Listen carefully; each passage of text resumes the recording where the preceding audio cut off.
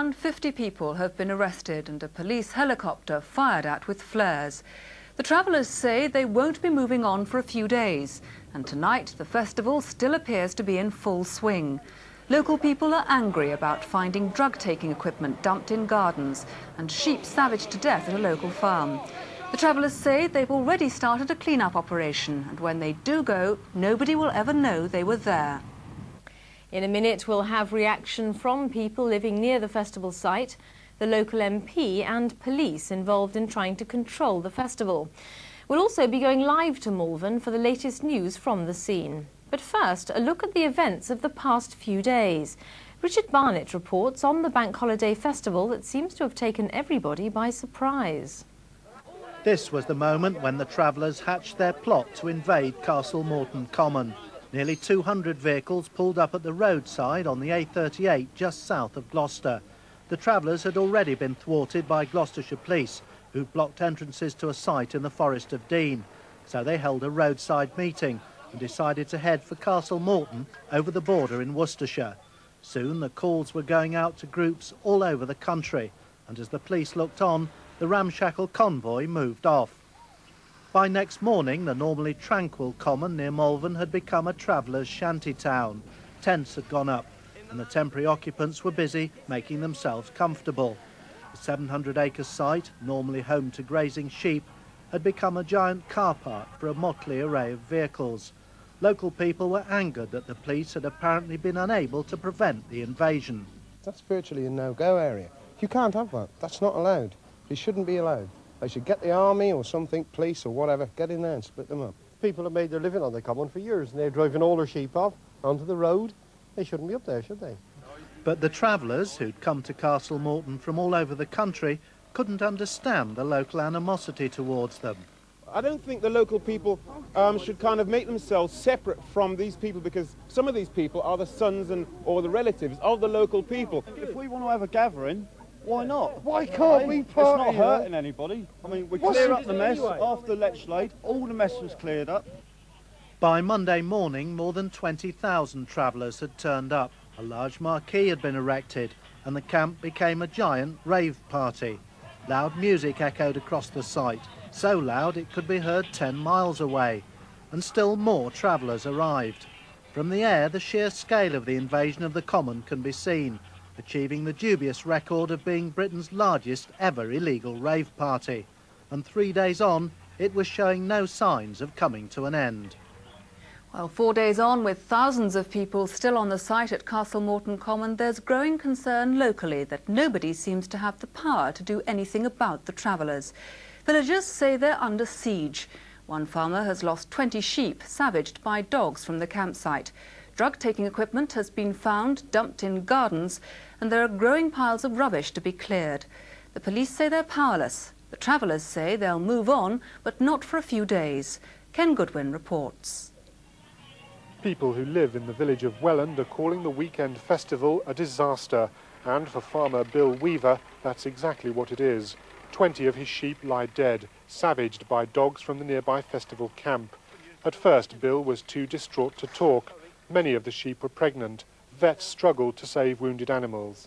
Oh, devastated, devastated. I mean, it's a lifetime's work gone in 5 minutes, 10 minutes or whatever. Unfortunately, the dogs were still here. I mean, what can you do? The 15,000-strong festival convoy descended on the beauty spot of Castlemorton on Friday, a colourful concoction of New Age travellers, hippies and ravers. Villagers in Welland found themselves under siege.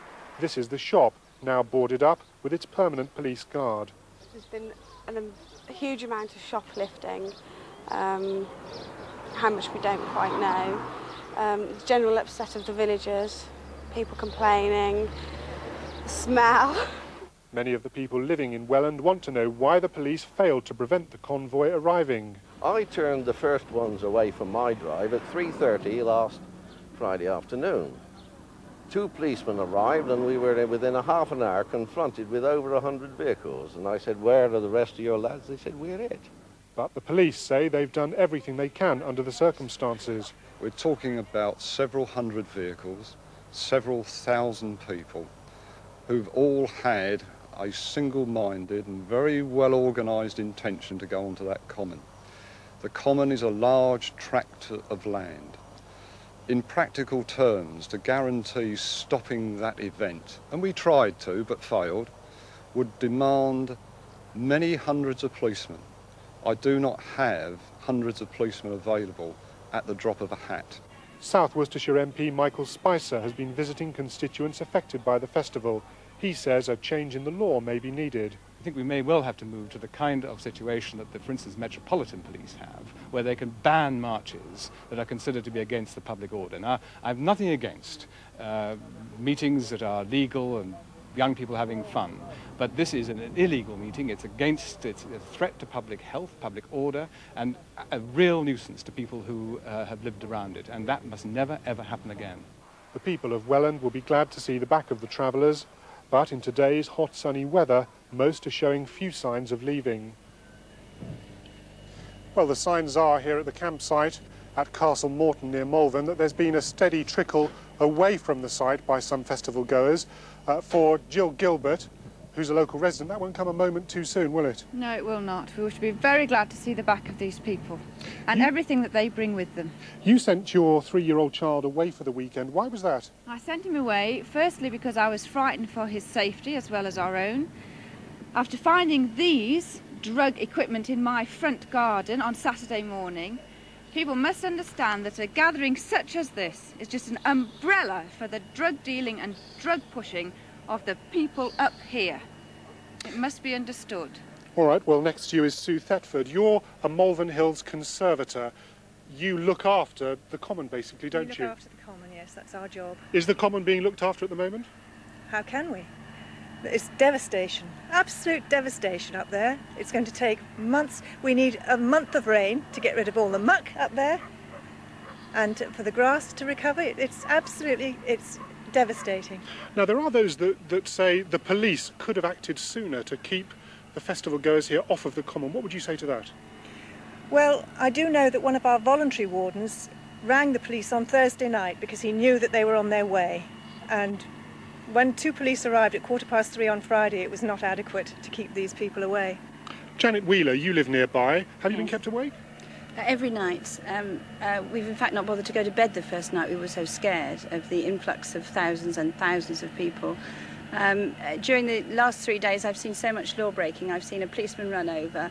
I've seen cars smashed to pieces. I've heard of my friends driving up here and people jumping all over their cars.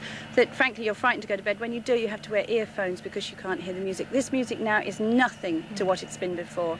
This is not even as loud as I've heard it a mile away. All right, well, standing next to me, we have John, one of the festival goers. You've heard what some of the people have said. First of all, what about the state of the common, the way you're leaving it? Well, we're making efforts at the moment to clean up the common. I've been down to see the council today to get large quantities of bin bags, and all the people that are staying behind to clear up will be making every effort to make sure all the rubbish is removed.